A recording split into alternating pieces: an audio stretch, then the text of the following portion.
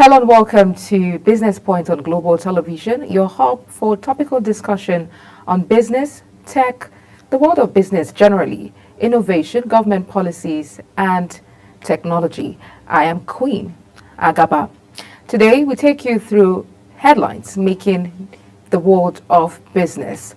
And now, as regards fuel prices, a Nigerian lawyer and human rights activist, Femi Falana, has knocked the decisions of Nigerian National Petroleum Company to fix prices of imported fuel and locally refined fuel, which are illegal, null and void.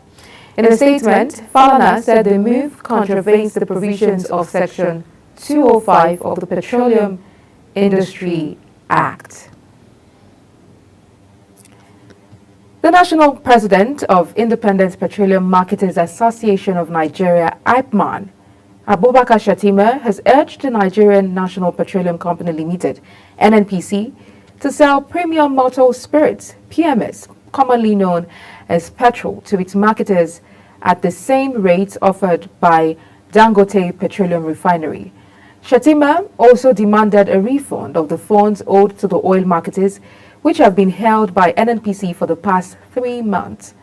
He stressed the financial strain that the prolonged delay in refunds had placed on petroleum marketers, urging the NNPC to take immediate action. Nigeria, Africa's largest economy, faces, a lot of economic challenges that threaten our growth and prospect as well as stabilities. We'll look at these factors after this break. Please stay with us.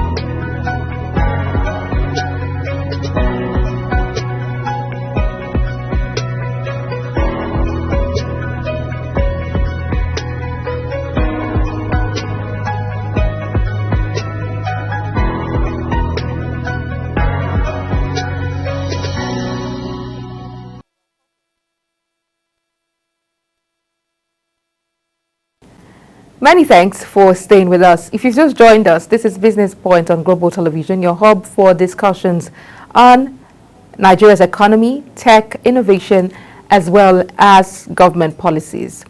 Nigeria, which is Africa's largest economy, is facing a number of economic challenges that threaten our growth and our prospects and our stability as well.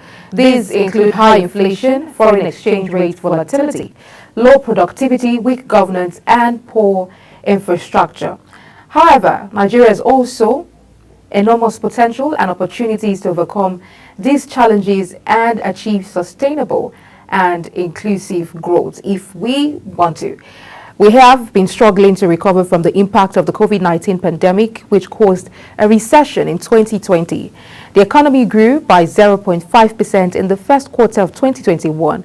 But this was below the population growth rate of 2.6%, implying a decline in per capita income. The recovery was driven mainly by non-oil sector, especially agriculture and telecommunications, while the oil sector contracted by 2.2%. One of the major challenges facing Nigeria's economy is inflation, which reached 18.1% in April 2021, the highest level since 2017.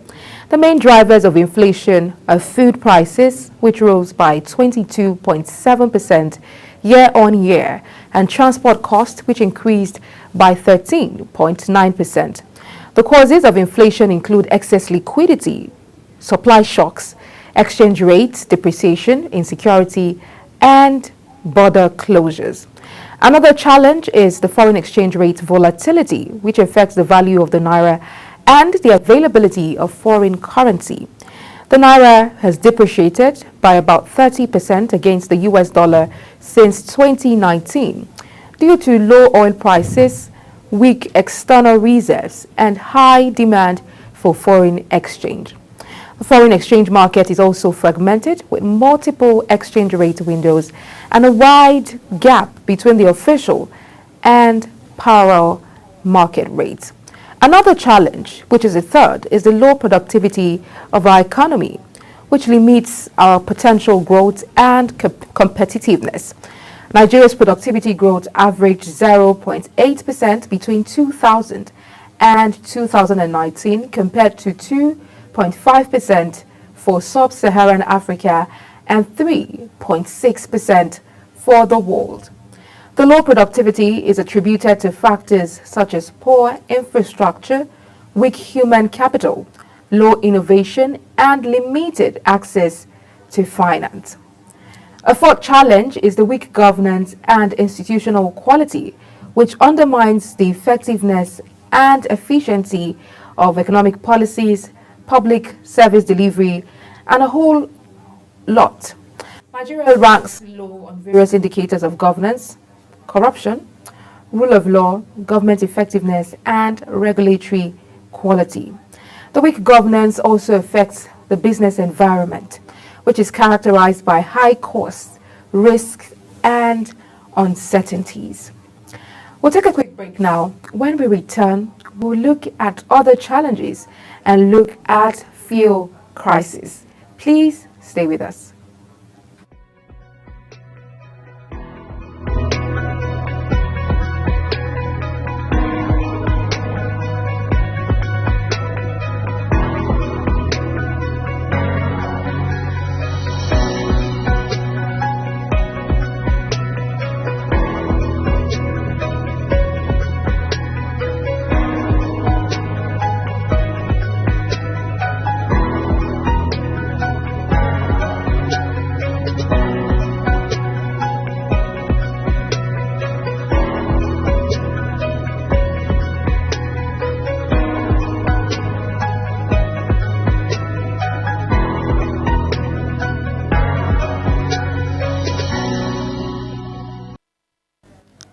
Many thanks for staying with us.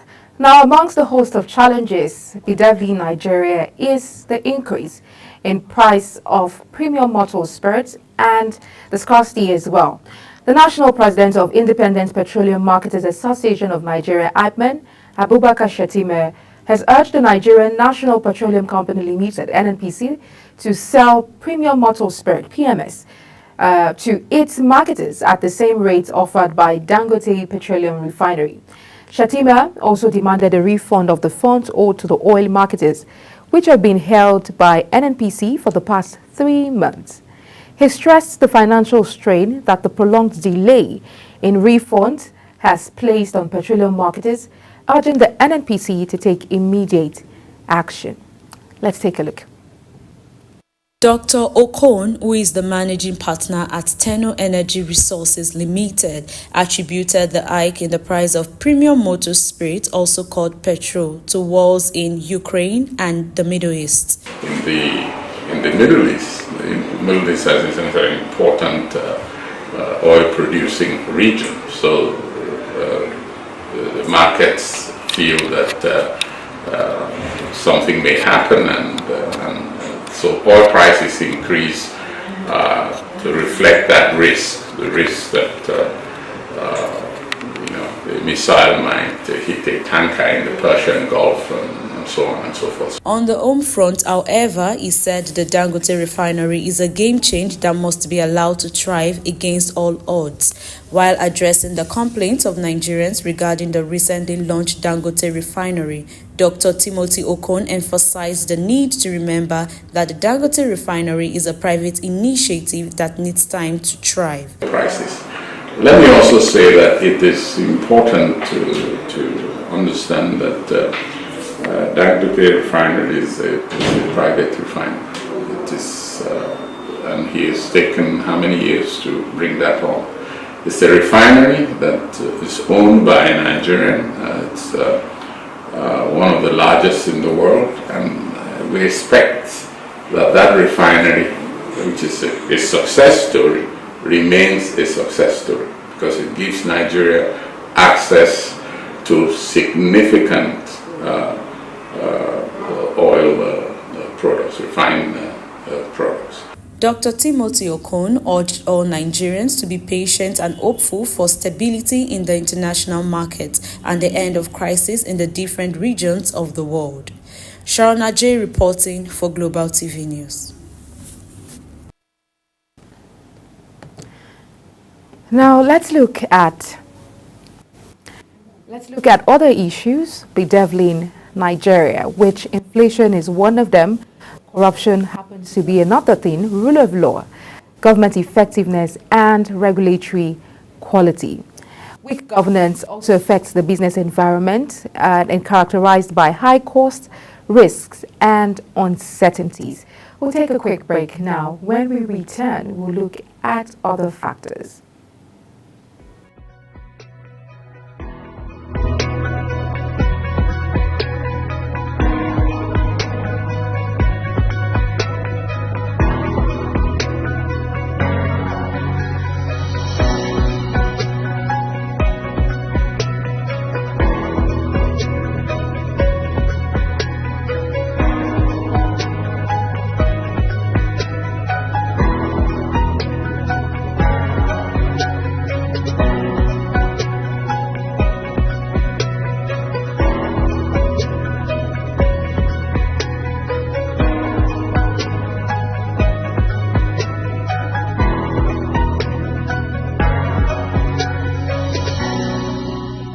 Global Television. The business world can be dynamic and unpredictable, with headwinds and volatility sometimes becoming an obstacle for players in the business and economy landscape.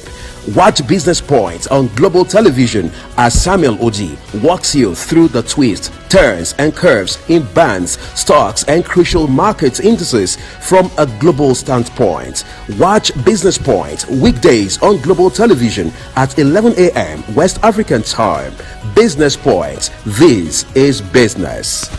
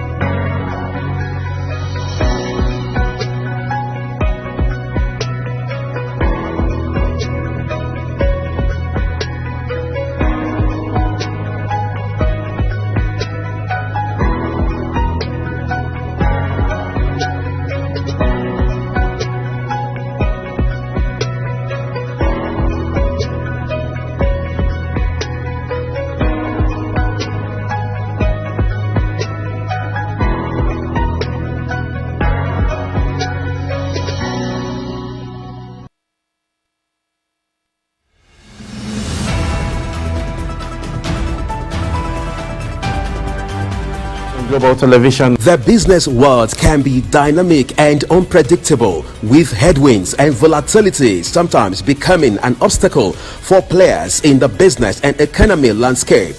Watch Business Point on Global Television as Samuel Oji walks you through the twists, turns and curves in bands, stocks and crucial market indices from a global standpoint. Watch Business Point weekdays on Global Television at 11 a.m. West African time. Business Point. This is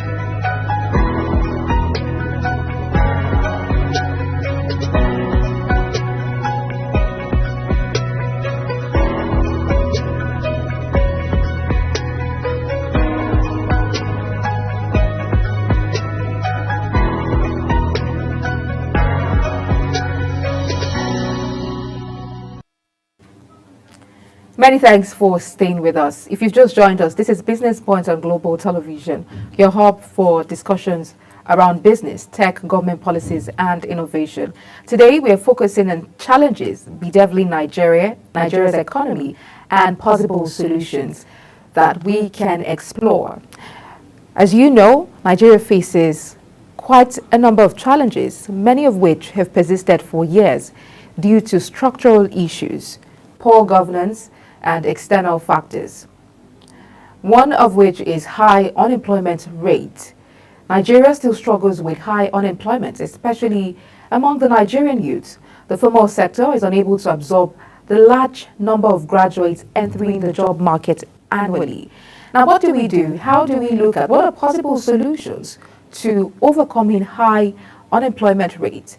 Investing in vocational training and skills acquisition programs to empower youth with employable skills.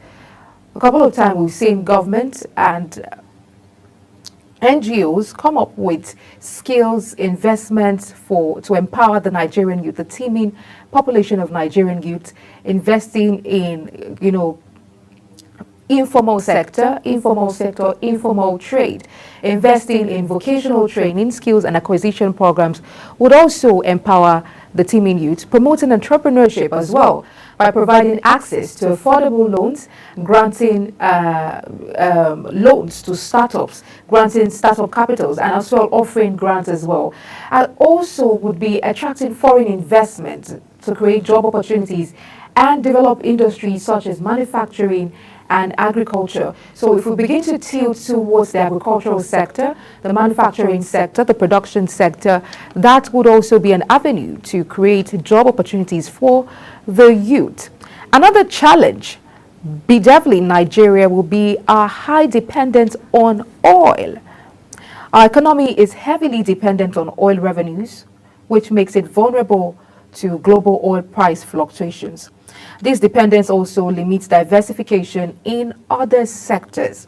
That's why we see that other sectors are not properly maximized, properly utilized. No much attention is given to other sectors like agriculture, manufacturing, production outside of oil. Now, what are the possible solutions to a high dependence on oil?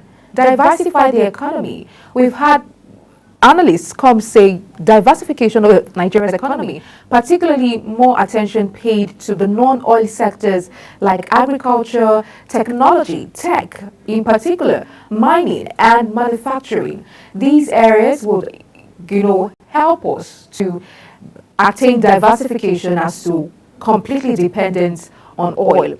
And also promoting industrialization and supporting small and medium enterprises, MSCs.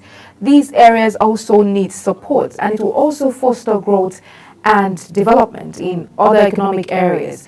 Buying made in Nigeria products, buying made in Nigeria cars, patronizing our own, focusing on SMEs to ensure that the economy is diversified. Talk about policy implementation as well. We need policies that would be implemented to encourage local production and reduce our reliance on imports. We need policies that will foster an enabling environment for business owners. Another challenge bedeviling Nigeria's economy will be weak infrastructure. We have poor infrastructure, including inadequate roads, electricity, transportation networks, and a whole lot of issues significantly hampering our economic productivity and growth. And what are the possible solutions to these weak infrastructures that we have? The government should increase private sector investment in critical infrastructure projects such as roads, railways, energy, telecommunications. We also need to have public-private partnerships. Public-private partnership should be encouraged to finance and manage large infrastructure projects. We need to also implement stronger policies to ensure transparency and efficiency in the execution of infrastructure projects. We also have the challenge of FX crisis, foreign exchange crisis. The scarcity of forex and the volatility of the naira have also negatively impacted imports. It has impacted inflation and investor confidence. These are challenges that has greatly bedeviled us. Now, what are the solutions? Policies needs to be developed, policies that would boost local productions. We're already seeing some of it, especially in sectors where Nigeria depends heavily on imports. We also need to reduce demand for forex.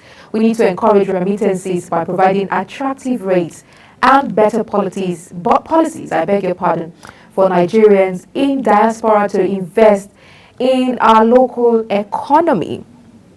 We also need to promote export, diversification, like I say, particularly in areas of agriculture and production, manufacturing, textiles as well, to be able to allow us increase our forex inflows. Another area that we need to look out for would be inflation and the rising cost of living. We all know how prices of essentials, food items, have skyrocketed in a couple of days, in a couple of months. Particularly, we have been battling high inflation, particularly food prices, which erodes purchasing power and worsens poverty. What are the possible solutions now? We need to address supply chain disruptions by improving transportation networks, reducing bottlenecks in food production and distribution. We need to do proper follow-up and implementation. We also need to increase our investment in agriculture to boost local food production and reduce our reliance on imports. We also need to implement policies that will stabilize the exchange rate and control inflation by ensuring price stability. Lastly, we want to look at insecurity. Insecurity is one of the challenges that has bedeviled our economy. Insecurity, poor governance, and corruption. Now, what do we need to do? Because I always say no nation, no economy can thrive when it's not secure. Amidst insecurity, every other kinds of development, every other kinds of activity will lead to an exercise in futility, because investment cannot thrive where there's insecurity. We cannot have foreign companies. We'll continue to see an exodus of foreign companies because of insecurity. And so it is one thing that needs to be checked. Corruption as well. Corruption remains a major issue that affects public trust. It affects governance and the equitable distribution of resources. Poor governance has led to mismanagement of funds, like we see, and inefficient, I beg your pardon, service delivery.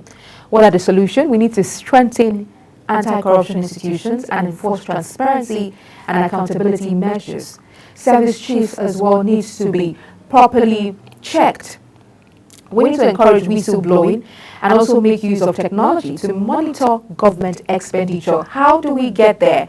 We also need to reform public institutions to ensure better governance, efficient use of public funds, and service delivery. A whole lot. Nigeria has also experienced a whole lot of challenges. I just mentioned insecurity, and I'm talking about our solutions. How do we ensure that there is security? We need to enhance national security efforts to increase funding for law enforcement and intelligence gathering.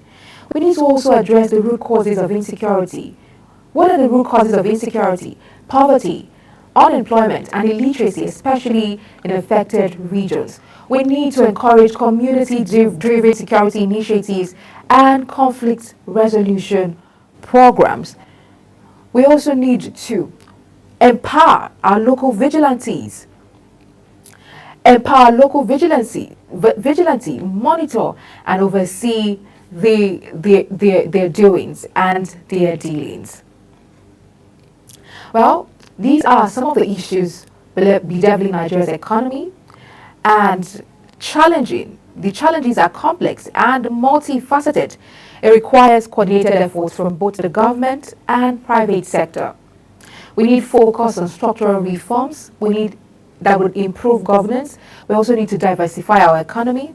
And also we need to invest in human capital and infrastructures, which will be key to unlocking our economic potential.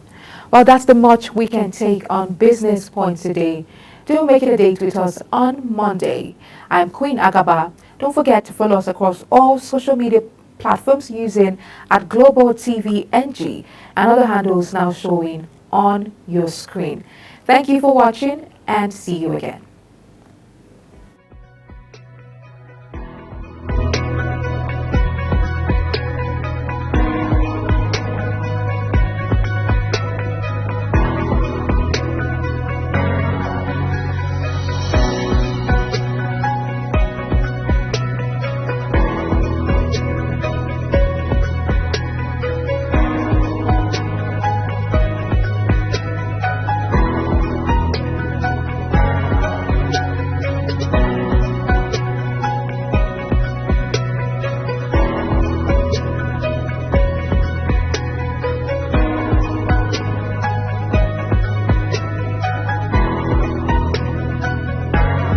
Global Television. The business world can be dynamic and unpredictable, with headwinds and volatility sometimes becoming an obstacle for players in the business and economy landscape. Watch Business Point on Global Television as Samuel Oji walks you through the twists, turns and curves in bands, stocks and crucial market indices from a global standpoint. Watch Business Point weekdays on Global Television at 11 a.m. West African time. Business Point. This is